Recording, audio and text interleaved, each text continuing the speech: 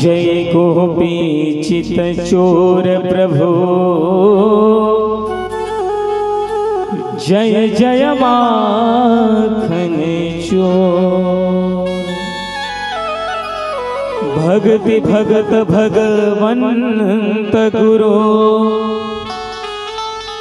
चतुर नाम बपुए। और इनके पद बंदन किए, तो नाशत विघ्न नयने।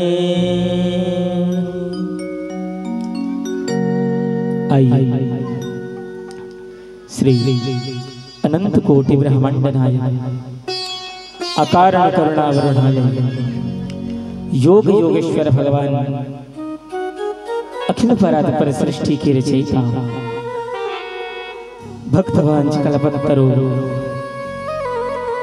श्री कृष्णचंद्र जी महाराज की साक्षात वांगमय प्रतिमूर्ति श्रीमद्या भागवत महापोथी को बारंबार प्रणाम। सृष्टिकर्ता, पालन करता और शुभार करता ब्रह्मा जी, श्री हरि नारायण एवं भूत भावना भोलेनाथ भगवान के पावन चरणों में बार बार प्रणाम। सद्ज्ञान की शिक्षा देने वाले सद्गुरुदेव जी महाराज के चरणों में प्रणाम। जन्म देने वाले माता और पिता के चरणों में प्रणाम। ग्राम के समस्त आप, नगर के समस्त विप्र ब्राह्मण देवताओं के चरणों में दंडवत। इस यज्ञ में वर्णित आप समस्त आचार्य देवों को बारंबार नमन। कथा श्रवण करने पधारे हुए आप सभी भक्ति और शक्ति की साक्षात प्रतिमूर्ति सभी माताओं, बहनों सभी को मेरा प्रणाम। धर्म आकाश करो सभी भाई बंधुओं को प्रणाम। सिया राम में सब जग जान, तो कर हो प्रणाम जोर जुग पान। इस भावार्थ को पूरा करते हुए सभी जड़ चैतन्य को प्रणाम करते हुए दो बार अपने अपने सद्गुरु जी महाराज का चरणों का वंदन ध्यान करेंगे। दोनों हाथ से ताली की सेवा और मन में गुरु जी महाराज का निवास। बोलिए सद्गुरुदेव भगवान की।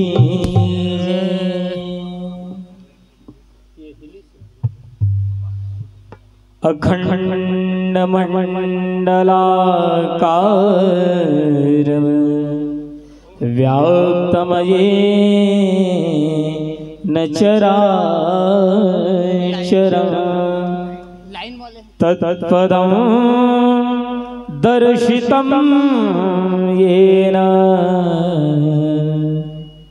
तस्मै श्री गुरुवे नमः।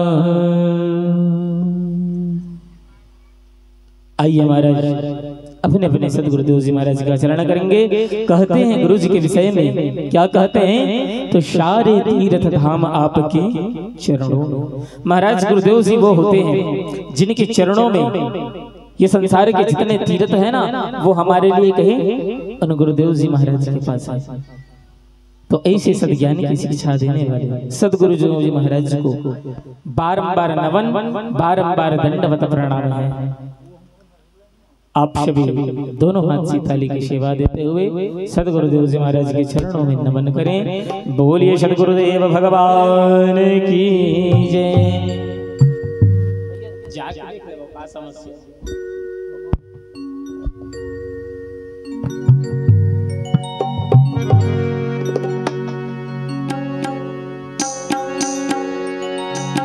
सब पृथ्वी कागज करूं,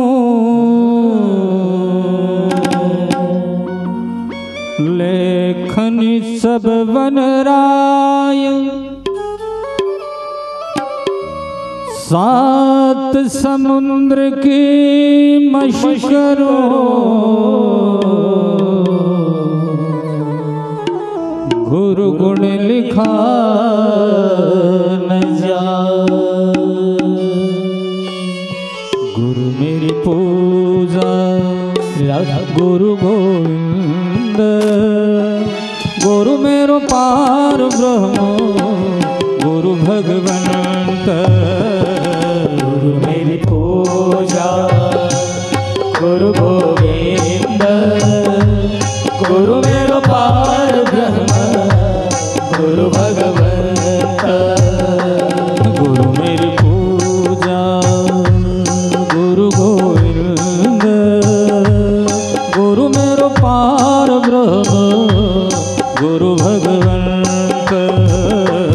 गुरु मेरी पूजा गुरु गोविंद, गुरु मेरो पार ब्रह्म गुरु भगवंत।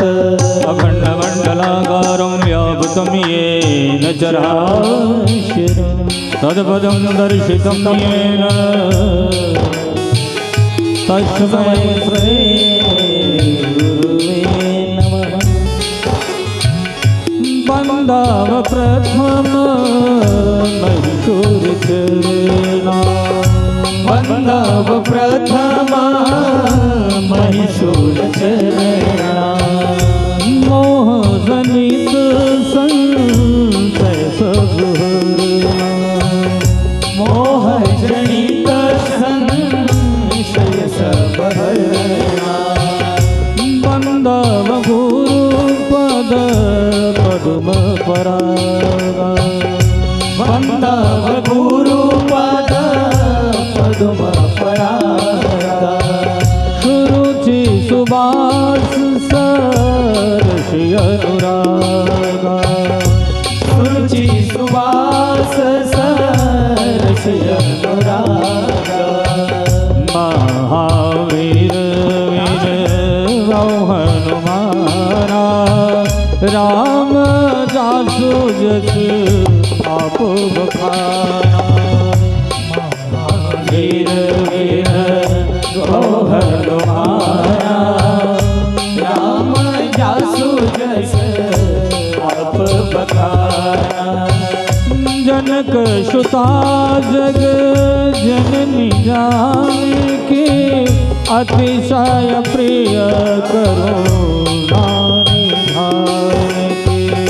जनक सुता जग जननी जानकी, अतिशय प्रिय करुणा निधानकी। ताके जुग पद जय कमल मनावो, जासु कृपा निर्मल मति पावो।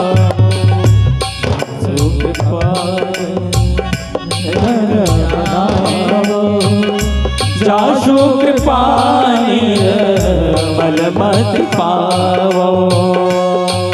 तेरा नाम रटो पल छिन छिन, तेरा नाम रटो घड़ी घड़ी। तेरा नाम रटो पल छिन छिन, तेरा नाम रटो घड़ी घड़ी। तेरा नाम रटो पल छिन छिन, तेरा नाम रटो घड़ी घड़ी। तेरा नाम रटो पल छिन छिन, तेरा नाम जपो घड़ी घड़ी। तेरा नाम रटो पल छिन छिन, तेरा नाम रटो घड़ी घड़ी। तेरा नाम रटो पल छिन छिन, तेरा नाम जपो घड़ी घड़ी। ओ तेरा नाम रटो पल छिन छिन, तेरा नाम रटो घड़ी घड़ी। तेरा नाम रटो पल छिन छिन, तेरा नाम जपो घड़ी घड़ी। तेरा नाम रटो पल छिन छिन, तेरा नाम रटो घड़ी घड़ी। तेरा नाम रटो पल छिन छिन, तेरा नाम जपो घड़ी घड़ी। तेरा नाम जपो पल छिन छिन, तेरा नाम जपो घड़ी घड़ी। ओ तेरा नाम रटो पल छिन छिन, तेरा नाम जपो घड़ी घड़ी। ओ तेरा नाम रटो पल छिन छिन, तेरा नाम जपो घड़ी घड़ी। तेरा नाम रटो पल छिन छिन, तेरा नाम जपो घड़ी घड़ी। बोलिए सद्गुरुदेव भगवान की जय हो। तो साहू जी श्री राधे हरि बोल, जय श्री राधे, जय श्री राधे। तो प्रतिदिनों के भांति अपने मन और विचार को लेकर के चले उस पावन गंगा जी के तट पर। आज जहां तृतीय दिवस की मंगलमय कथा जो मोक्ष को प्रदान करने वाली महाराज कथा व्यास नंदन सुखदेव जी महाराज परीक्षित जी को श्रवण करा रहा है। यहां से मैं जितने समय तक बैठा रहता हूं महाराज तो केवल एक ही शब्द यहां से बार बार बोलता हूं, हरि नाम स्मरण करना चाहिए। लेकिन नहीं, कोई नहीं जपता महाराज। यहाँ लोग जपते क्या हैं तो माया। संसार में जितने प्राणी देखो महाराज सब आज माया के पीछे में लगे। माधव को कोई नहीं ढूंढता, सब माया को ढूंढते हैं महाराज। माया को शब कोई कहे, माधव कहे न को, और जो कदापि माधव भजे तो माया कहाँ से हो। महाराज एक बार यदि हम ना माधव का नाम स्मरण कर लें तो फिर हमको ना मोह ना माया कुछ भी परेशान करने वाली नहीं है। तो आइए यही भगवान का नाम आज तृतीय दिवस की कथा में प्रवेश करने से पूर्व अपने मन और वाणी को पवित्र करने के लिए महाराज 2 बार हरि नाम संकीर्तन और तत्पश्चात आज की कथा में प्रवेश करेंगे। बोलिए बांके बिहारी लाल की जय।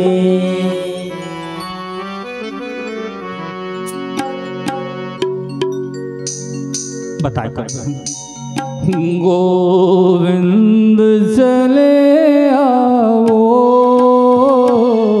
गोपाल चले आओ, गोविंद चले आओ, गोपाल चले आओ, गोविंद चले आओ, गोपाल चले आओ, गोविंद चले आओ, गोपाल चले आओ। हे मुरलीधर मोहन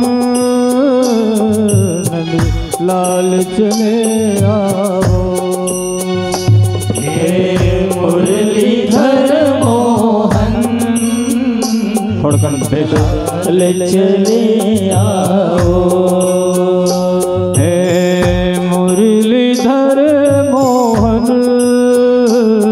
नंद लाल चले आओ,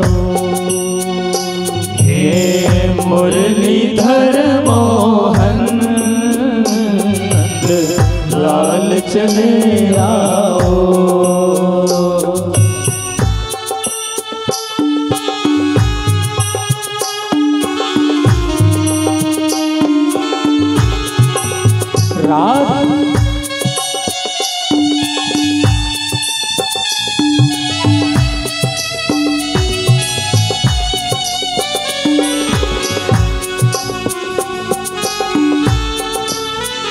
यार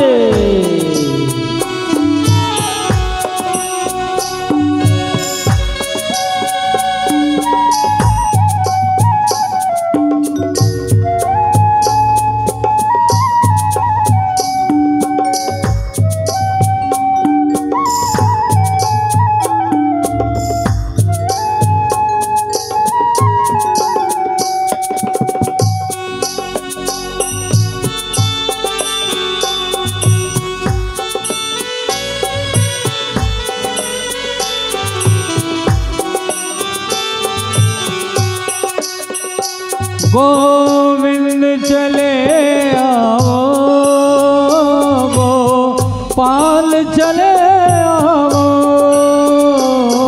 गोविंद चले आओ,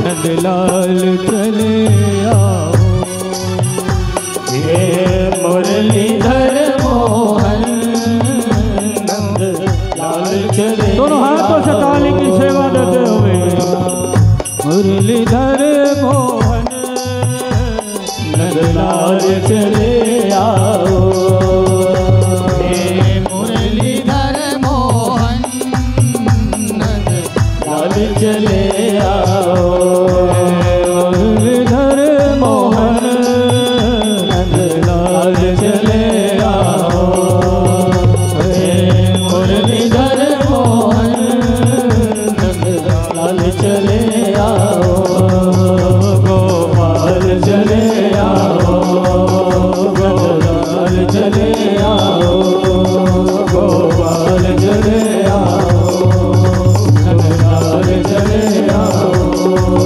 गोपाल चले आओ।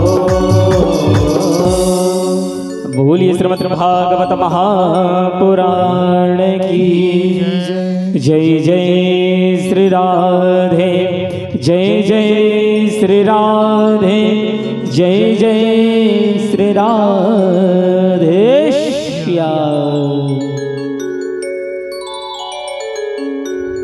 तो साहू जी, आज भगवान की मंगलमय तृतीय दिवस की पावन कथा में आप और हम सभी गोता लगाने के लिए प्रवेश कर रहे हैं महाराज। कल आप सभी ने बिजली में समस्या आ जाने के कारण संध्या की आरती बिना किसी साउंड सिस्टम के द्वारा संपन्न हुई। कल आपने महाराज ध्रुव जी की चरित्र पर प्रवेश किया था महाराज, और जिस समय कहे ध्रुव जी महाराज ने हरि को प्राप्त किया है प्रभु, तो हरि को जैसे प्राप्त किया है उन्होंने, तो भगवान ने कहे बेटा ध्रुव वरदान मांगो। तो महाराज ध्रुव ने वरदान क्या मांगा भगवान से? कल आप श्रवण किए, प्रभु आपने मुझे बहुत कुछ दिया, कुछ नहीं चाहिए, जहां जहां महाराज आप हो ना, सिर्फ मुझे वही स्थान चाहिए और कुछ नहीं चाहिए प्रभु।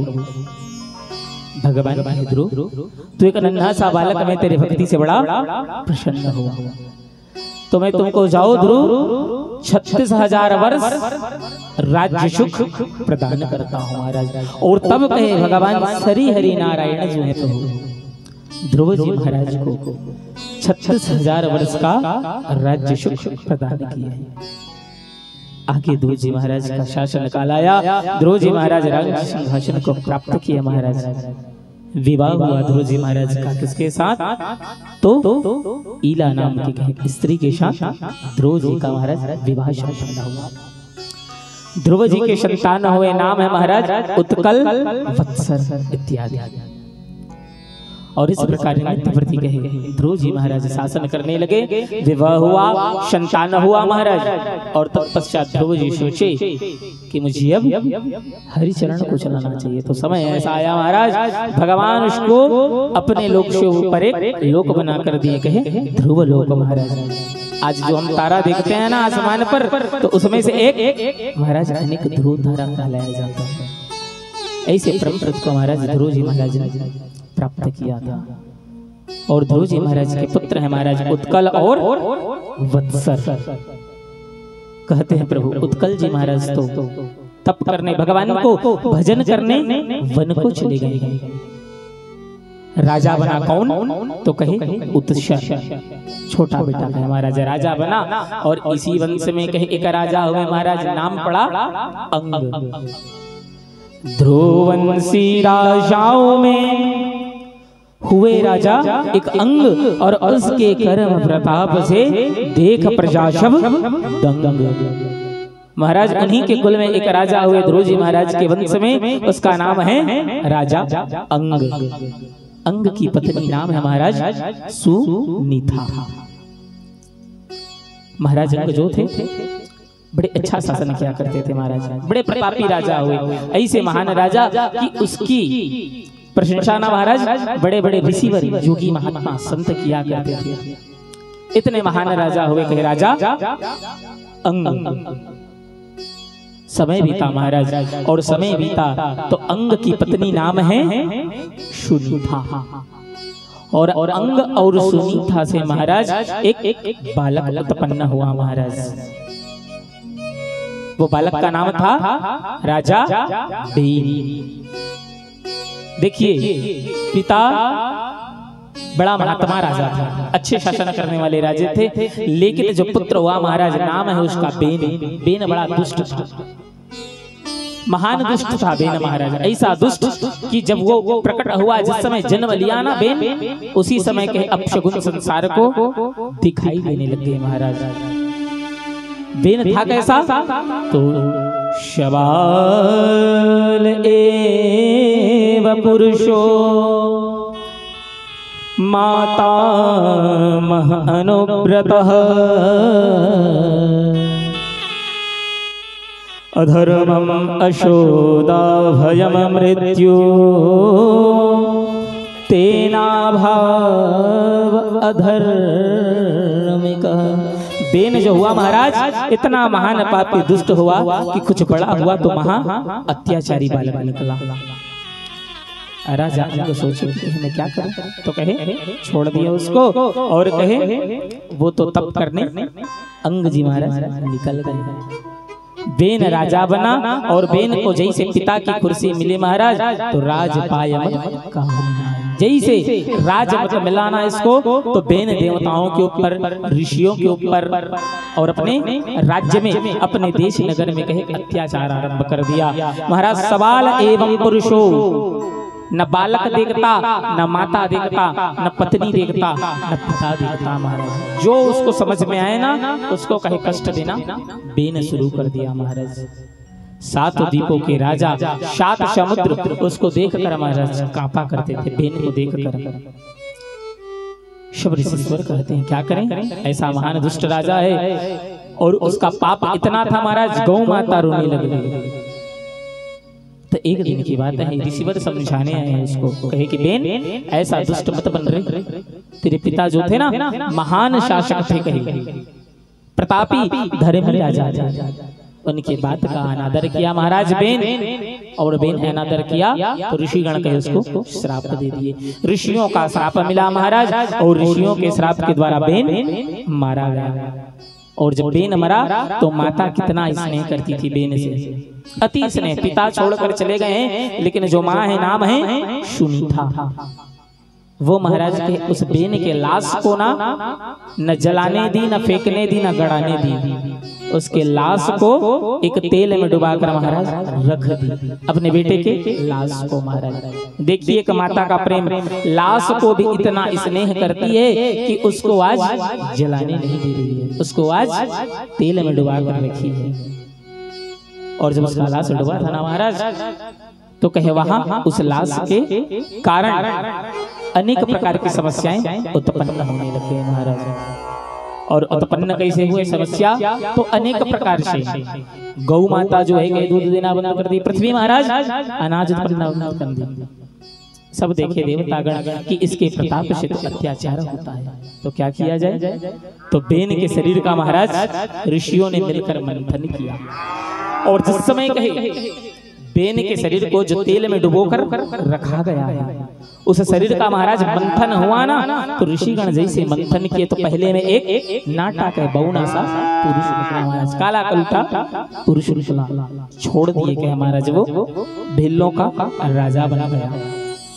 और जय महाराज जब दूसरी बार कहे मंथन आरंभ हुए, तो मंथन करने से महाराज एक अंग से कहे महाराज बोलिए पृथ्वी महाराज की।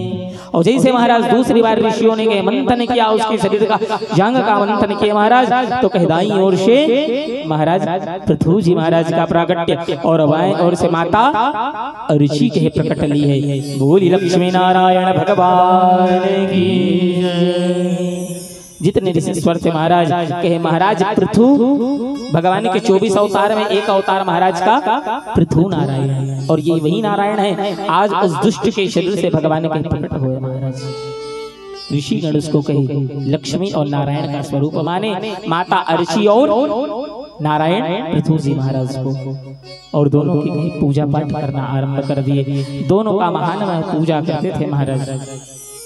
और पृथु जी महाराज का समय बीता। पृथु जी महाराज कुछ बड़े हुए और जैसे महाराज पृथु जी बड़े हुए ना तो कहे राज्य करना आरंभ कर दिए। और जिस समय पृथु जी महाराज का शासन आया तो बहुत सुंदर शासन किया करते थे। दैहिक दैविक भौतिक तापा और राम राज्य का हुन नहीं व्यापा। महाराज उनके राज्य में ना किसी भी प्रकार की कोई समस्याएं नहीं रहा करती थी। गाय और सिंह महाराज बाघ एक तट पर एक स्थान पर पानी पिया करते थे। इतने महान राजा थे पृथु जी महाराज।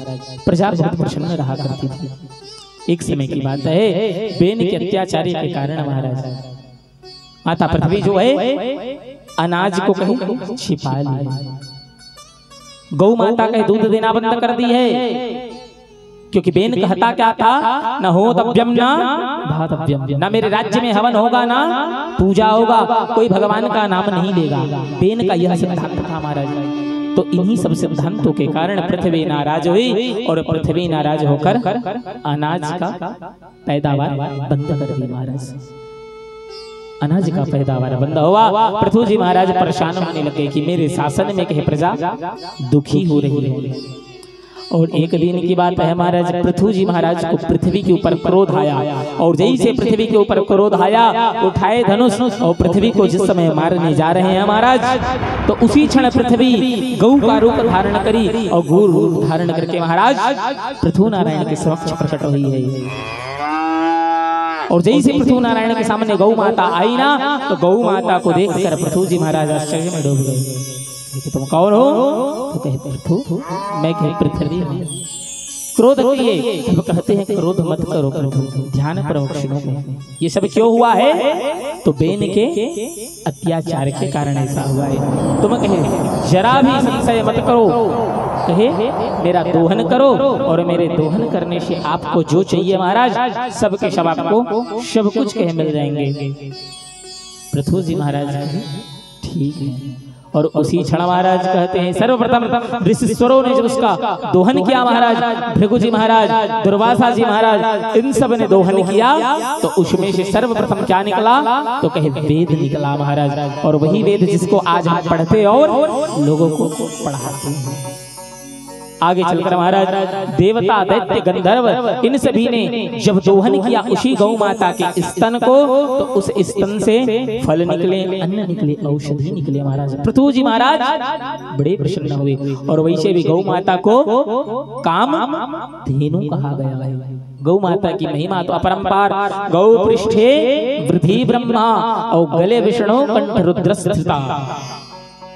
गौ माता के शरीर में महाराज 33 करोड़ देवी देवताओं का वास बतलाया गया है। पृथु जी महाराज प्रसन्न हुए और उस समय ध्यान देंगे प्रभु, ये पृथ्वी जो थी ना उबड़ खाबड़ थी, कहीं गड्ढा तो कहीं समतल, कहीं पठार, कहीं मैदान, रहने की योग्य नहीं था। तो पृथु जी महाराज किए क्या? उसी क्षण अपने बाण की नोक से जो एक एक पहाड़ था महाराज छोटे छोटे सब को उठाए और उठा करके उत्तर दिशा की ओर फेंकते चले जा रहे थे। आज ध्यान देंगे अधिक पहाड़, जितने ज्यादा पहाड़ हैं सब आपको उत्तर दिशा में दिखाई पड़ते हैं हमारे। यही कारण था पृथु जी महाराज अपने बाण से उठाकर सारा पहाड़ एक तरफ और जितना समतल भूमि महाराज एक तरफ कर दिए। इतने महान थे कहे महाराज पृथु।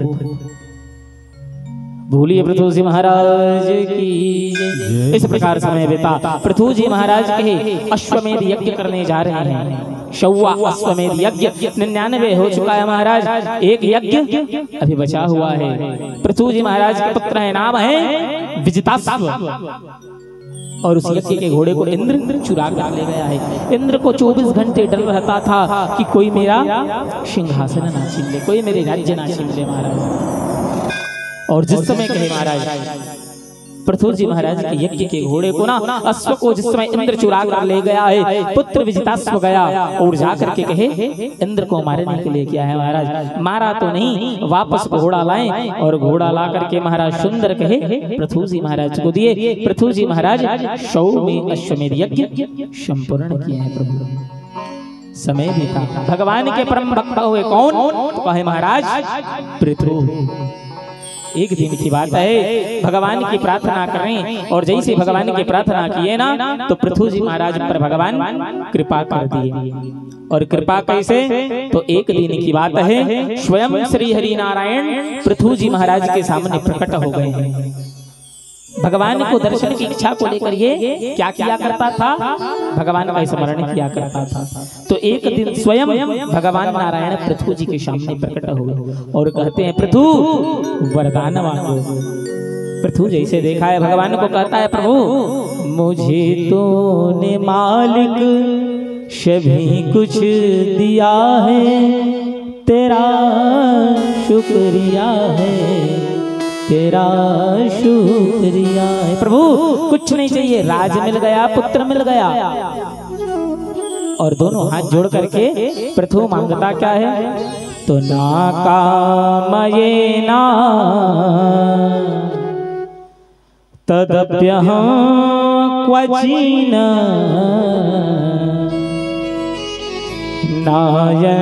नायंत्रयुष्मा चरणाम्बुजाशो।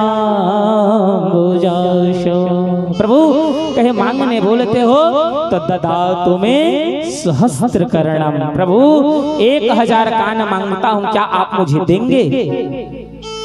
देखिए आज हमको कोई कुछ मांगने बोले ना साहू जी तो हम क्या मांगते हैं? मैं बार बार कहता हूँ धन रुपया पैसा कौड़ी। कहे बेटे की नौकरी लग जाए, बेटी का विवाह हो जाए, धन संपत्ति अपार है महाराज।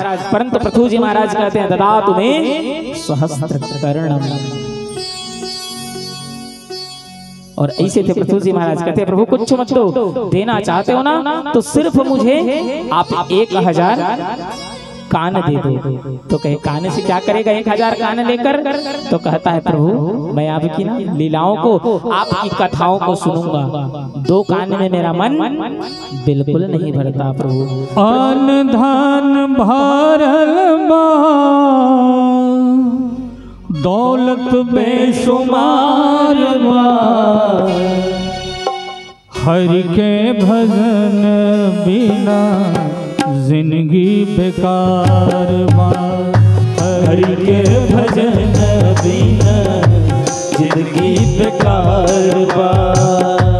अन्न धन भरल बा, अन्न धन भरल बा, दौलत बेशुमार बा, हरि के भजन बिना जिंदगी बेकार बा, हरि के भजन बिना जिंदगी बेकार बा।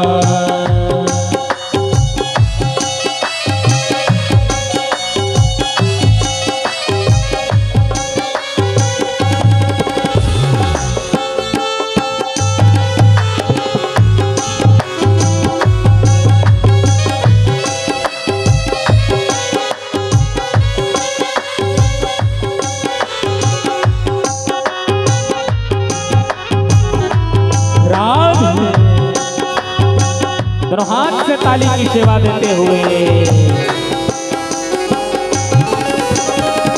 मंदिर बिना मूरत कैसे, कार बिना सूरत के, मंदिर बिना मूरत कैसे, कार बिना सूरत के, मंदिर बिना मूरत कैसे, कार बिना सूरत के, मंदिर बिना मूरत कैसे, कार बिना सूरत के, बात बिन जरूरत के, बात बिन जरूरत के, बिल्कुल बेकार बा, हरि के भजन बिना जिंदगी बेकार बा, हरि के भजन बिना जिंदगी बेकार बा, हरि के भजन बिना जिंदगी बेकार बा, हरि के भजन बिना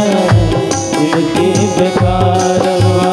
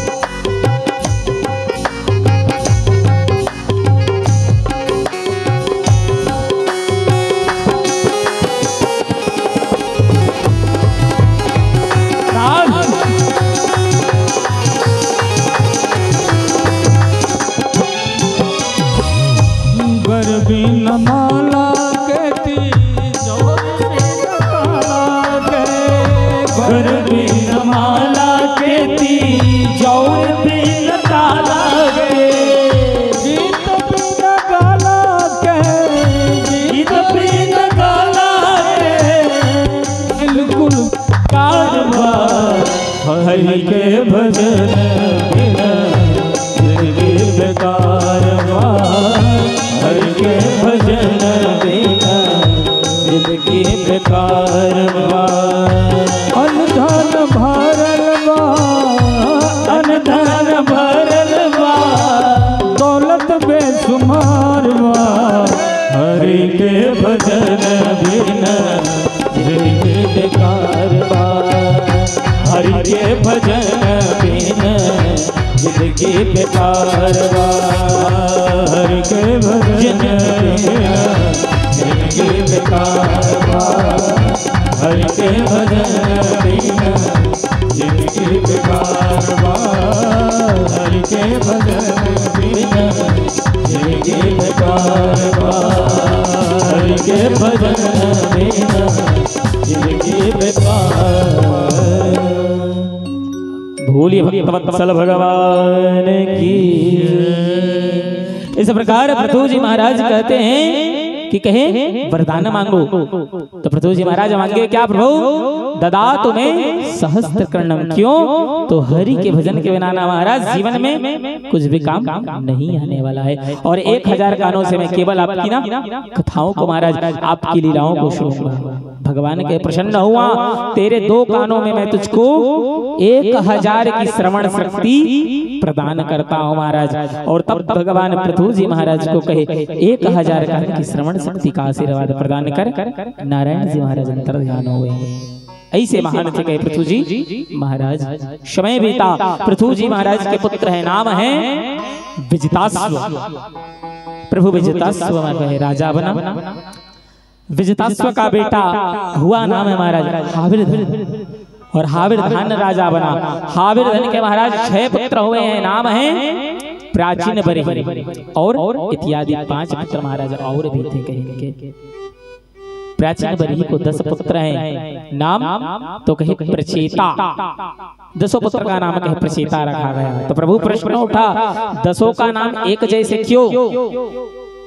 तो कहे प्रश्न इसलिए एक जैसा नाम रखा गया कि कहे एक यदि भोजन करे ना तो 10 कहे एक साथ के भोजन करने का मन करता। कोई भगवान की भक्ति एक करें तो 9 में कहे वही कर्म होता था हमारा। सारा काम कहे 10 भाई एक जैसा किया करते थे, इसलिए नाम रखा गया प्रचेता। पिता का नाम है महाराज प्राचीन बरही, और प्राचीन बरही राजा बना। प्राचीन बरही भी अनेक दान पुण्य किया करता था, भगवान के परम भक्त थे। महान प्रतापी राजा हुआ प्राचीन बरही। और प्राचीन बरही करता क्या था? तो आज जो देखते हैं महाराज अभी तो बंद होते जा रहा है धीरे धीरे, फिर भी कहीं स्वचलित है हमारा। ये यज्ञों में पशु की बलि दिया करता था प्राचीन बरही। जब पूजा पाठ करता ना तो बड़े बड़े कहे गाय भैंसों को ला करके, बकरी भेड़ को ला करके भगवान के सामने काट कर चढ़ा दिया करता था। आज साहू जी जैन हम जमारा बोथन ना नवरात्रि में ध्यान दे हो, तो वो जमारा बोए की परंपरा सबसे पहली कौन शुरू करी? तो महाराज राजा प्राचीन बरही।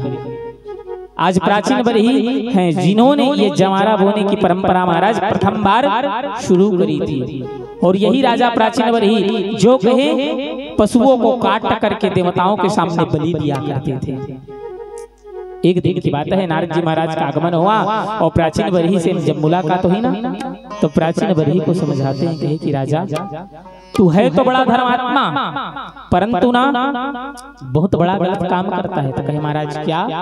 तो कहिए जो तू पशु पक्षी को बलि देता है ना, ये बहुत गलत काम है। कहे तेरा जितना पुण्य है सब पाप में चले जाता है। आज हम सोचते हैं रविवार को आप देखेंगे तो सबसे अधिक भीड़ आपको मिलेगा यहाँ से 70 किलोमीटर दूर पेंड्रा के किनारे माता मरही माता के मंदिर में। और वहां जाकर देखिए महाराज हर रविवार को क्या होता है, जाकर देखिए आप जो सुन रहे हैं ना वो काम वहीं होता है। लोग कहते हैं कि हम बदना बदे हैं का चीज के? तो कहे बेटा हो गए तो एक 15,000 के बोकरा लेके उन्हें पूज दे दो। अब बढ़िया चले हैं महाराज तहाँ 15-20 जी हो गए एक घर के तहाँ क्या कहना है फिर। और वो तीन रात तक जब आवा थे ना तो पता नहीं वो गाड़ी घर तक पहुंचे कंडीशन में है कि नहीं है। तो महाराज प्राचीन बरही वही काम किया करता था। काम क्या? तो कहे पशुओं को मार कर बलि देता था। एक दिन नारद जी महाराज आए और नारद जी महाराज आकर कहते हैं तूने बहुत गलत किया प्राचीन बरही। तो कहे प्रभु क्यों? तो कहे जितने तू ना जीव जंतु पशु पक्षी को मारा है सब ऊपर एक बार देख तो। और प्राचीन बरही देखता है तो महाराज क्या? तो कहे वहां पर कहे अनेक से कुत्ते बिल्ली पशु पक्षी सब कहे राजा को देख रहे हैं। नारद कहता क्या है? तो तुम मारे जो जीव अनेक इतने वह जीव उतय शब रोवत हैं। नारद कहते हैं कहे कि प्राचीन ध्यान से सुन, तुम मारे जो जीव अनेक इतने जितने जीव जो मारा है ना तू ऊपर देख सबके सब रो रहे हैं। और का करी हम अब हे नृपति और वह राह तुम्हारी जोहत है। अब तू क्या करेगा? वो देख रहे हैं कि कब तू ऊपर आना तो हम तुझको मजा बतलाते हैं। प्राचीन बरही सोच में पड़ गया प्रभु कैसे? तो कहे जो हाल आज तूने उस बिना जुबान के पशु पक्षी के साथ किया है ना वही हाल तू एक बार ऊपर तो पहुंच तेरा भी हाल वही होगा। और संसार का सत्य है महाराज, जन्म लिए हो तो चाहे जैसा भी पाप कर लो कहे उससे मुक्ति नहीं मिलेगी, उसका फल तो मिलना है। कबीर जी महाराज बहुत सुंदर पंक्ति लिखे क्या? तो मच्छ हो या नहीं पाची हो केवट तुमरो का नहीं बात हो केवट तेरो का जिस जिस डाबर तुम फिरो तब फेंक जाल साधो तब फेंक जाल।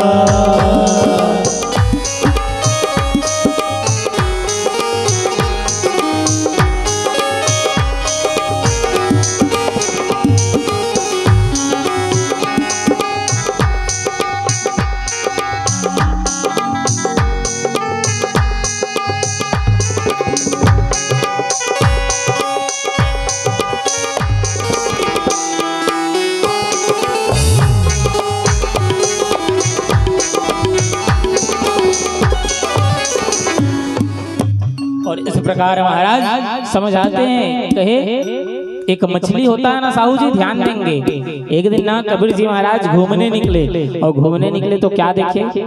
एक ठिनान करना मछली है खोक्सी, ए डबरा ले ओ डबरा वो डबरा ले ओ डबरा दिन भर करत रहे बेमतलब के ना न पानी बरसात में कुछ। तो कबीर जी महाराज पूछे क्यों रे, एक जगह में आनंद नहीं आता क्या? तो कहे प्रभु आनंद तो आता है लेकिन इसके पीछे कारण है। तो कारण क्या है? तो कहे मैं इस गड्ढे से उस गड्ढे जाऊंगी ना तो केवट मुझको नहीं पकड़ पाएगा और उसमें से उसमें चल दूंगी तो फिर नहीं पकड़ पाएगा। तब कबीर जी महाराज बड़े सोच विचार कर लिखे क्या? तो मच्छ हो या नहीं बाँची हो और केवट तेरो काल और जेही जेही डाबर तुम फिरो और तहाँ तहाँ फेंके जाल। तो ये संसार में जन्म लियो ना तो पाप आप जैसा भी कर लो, कष्ट तो उसका तो मिलना ही है आपको परिणाम। तो इस प्रकार प्राचीन बरही को समझाए कि प्राचीन बरही तो जो कुछ भी कर रहा है ना सारा काम गलत कर रहा है। तो प्राचीन बरही पूछा महाराज फिर मैं करूं क्या? तो नारद जी महाराज समझाए कुछ चमत्कार जो होना था सो हो गया। अब नित्य प्रति भगवान की चरणों में प्रीति कर, कहे भगवान की सेवा करो। भगवान की सेवा कैसे? तो हाथ को भगवान के मंदिर के सफाई में लगाओ, नेत्र को इस आंख को भगवान को दर्शन करने में लगाओ, इस पैर को तो भगवान के तीर्थ घूमने में लगाओ राजा। तब जाकर के कहे पुण्य इस संसार में प्राप्त होगा और उसके बाद आपको कुछ नहीं होने वाला महाराज। और इस प्रकार कहे नारद प्राचीन बरही को अनेक प्रकार की ज्ञान की प्राप्ति कराए महाराज। और ज्ञान की प्राप्ति जैसे कराए हैं उनको ब्रह्म ज्ञान हुआ, और जैसे ज्ञान की प्राप्ति हुआ महाराज सुंदर के पुत्र हैं, नाम है उनके दक्ष प्रजापति, प्राचीन बरही के पुत्र दक्ष प्रजापति, उनको कुर्सी सौंप दिए महाराज और राजगद्दी सौंप स्वयं कहे हरि भजन करने के लिए निकल गए। इस प्रकार महाराज समय बीता, और समय बीता है महाराज तो कहे एक राजा, ये तो अभी तक उत्तानपाद के विषय में हम कथा सुन रहे थे। नाम है महाराज राजन का एक प्रिय व्रत महाराज। आगे चल के जब से समय प्रिय व्रत के बारे में पूछा गया तो बतलाने लग गए, कहे कि प्रिय व्रत का विवाह किसके साथ, तो विश्वकर्मा जी की पुत्री, नाम है क्या, बाहिष्मती जी के साथ। सुखदेव जी महाराज बतलाते हैं, कहे कि राजन मनु जी महाराज के 5 संतान थे। कल आपने 3 कन्याओं की कथा सुनी थी, आकुति, देवहूति, प्रसूति। चौथे में उत्तानपाद के पुत्र ध्रुव और उत्तम। 5वां संतान प्रियव्रत, प्रियव्रत का विवाह हुआ महाराज विश्वकर्मा जी की पुत्री है, नाम है कहे बाहिष्मती जी के साथ। और बाहिष्मती जी के साथ इनका विवाह हुआ। अग्निग्र नामक कहे इनका पुत्र उत्पन्न हुआ है महाराज। एक दिन की बात है, दिन और रात होता ना तो प्रियव्रत महाराज सोचने लग गए कि मेरे राज्य में सदा प्रकाश बना रहे, यहाँ कभी अंधेरा मत हो। और जिस दिन कहे प्रियव्रत के मन में ऐसा विचार आया महाराज, तो प्रियव्रत एक पहिए वाला एक रथ तैयार किया प्रभु, और रथ में बैठ करके कहे पृथ्वी की परिक्रमा करने लग गया। और पृथ्वी की परिक्रमा की महाराज, रथ घूमा, और रथ के घूमने के कारण 7 समुद्र और 7 द्वीप बना। साहू जी ध्यान देंगे, प्रियव्रत जी महाराज कहे परिक्रमा किए, और जैसे परिक्रमा किए तो कहे यहाँ 7 द्वीप और 7 समुद्र बना। कहे जम्बूद्वीप, शालमली द्वीप, कुशद्वीप, पुष्कर द्वीप, कौंच द्वीप, ऐसा कहकर 7 द्वीप हुआ। अभी हम जहाँ निवास करते हैं उसका नाम क्या है महाराज, जम्बूद्वीप। आगे समय बीता महाराज, और जिस समय कहे प्रियव्रत रथ को घुमाया करते ना तो कहे कभी वहां अंधेरा नहीं हुआ करता था। क्यों, तो कहे वह चक्कर कहे महाराज वो रथ कहे सुबेर पर्वत के पीछे जाता तो अंधेरा नहीं हुआ करता था। ब्रह्मा जी प्रियव्रत को समझाए, बालक ऐसा ना करो। उनके समझाने पर वो तो मान गया महाराज। और इस प्रकार कहे आज राजा अग्निग्र राजा बना, प्रियव्रत का पुत्र है, प्रियव्रत का बेटा। और इस प्रकार महाराज राजा अग्निग्र के संतान हुए महाराज। और राजा अग्निग्र के संतान का नाम था नाभि और मेरु देवी उनकी पत्नी भी महाराज। समय बीता और एक बार भगवान पुनः कहे अवतार धारण कर रहे हैं। नाभि की पत्नी मेरु देवी के गर्भ से भगवान ने अवतार प्रकट किया महाराज। बोलिए ऋषभदेव जी महाराज की जय। इस प्रकार हाँ पूजन करने के उपरांत अपने अपने स्थान पर बैठते जाएंगे। अब जब आते हैं ना तो यहाँ से जाने के समय आपका लाया गया सामान आप यहाँ चढ़ा लिया। इस प्रकार महाराज राजा नाभि की पत्नी नाम है मेरु देवी और मेरु देवी के गर्भ से भगवान प्रकट हो गए। इस बार भगवान का नाम है महाराज ऋषभदेव। ये नारायण जी के अवतार है महाराज ऋषभदेव जी। और ऋषभदेव जी जिस समय प्रकट हुए तो महान भगवान स्वयं नारायण के अवतार थे। ऋषभदेव जी महाराज यदि कहीं मल मूत्र करते ना तो उसमें से खुशबू उठा करती थी, उसमें से कभी दुर्गंध नहीं आई महाराज। ऋषभदेव भगवान की बाल लीला अत्यंत सुंदर रही महाराज। उन्होंने अनेक प्रकार की विद्या ग्रहण करी और विद्या ग्रहण करके महाराज कुछ बड़े हुए। और जैसे बड़े हुए तो राजा ऋषभदेव को कहे महाराज राजगद्दी राज सिंहासन की प्राप्ति हुई। और राज सिंहासन मिला तो ऋषभदेव जी महाराज बड़े से कुशल शासन किया करते थे। एक दिन की बात है महाराज, इंद्र जो है ना ऋषभदेव जी महाराज का शासन देखकर उनसे ईर्ष्या करने लगे। ईर्ष्या कैसा, तो कहे इसकी प्रशंसा मेरे से भी अधिक है। और जब कहे देखे कि इसकी प्रशंसा मेरे से अधिक है, तो इंद्र कहे उस राज्य में जहाँ ऋषभदेव महाराज जी रहते थे वहां पानी बरसाना बंद कर दिया। और जब इंद्रदेव पानी बरसाना बंद किया तो कहे इतने महान शासक हुए ऋषभदेव जी, उनकी इच्छा से वहां पानी खुद ही बरस जाया करता था। पश्चाताप खत्म हुआ। इंद्र की पुत्री नाम है महाराज जयंती, और जयंती के साथ ऋषभदेव जी महाराज का विवाह हुआ। विवाह करने के पश्चात समय बीता और ऋषभदेव जी महाराज के 100 पुत्र हुए हैं महाराज, जिसमें 9 योगेश्वर हैं। उन्हीं को 9 योगेश्वर के नाम से जाना गया महाराज। ऋषभदेव के बड़े पुत्र का नाम था महाराज भरत। आप सभी इस कथा को बड़े ध्यान से सुनेंगे महाराज। ऋषभदेव जी के बड़े पुत्र का नाम है महाराज भरत।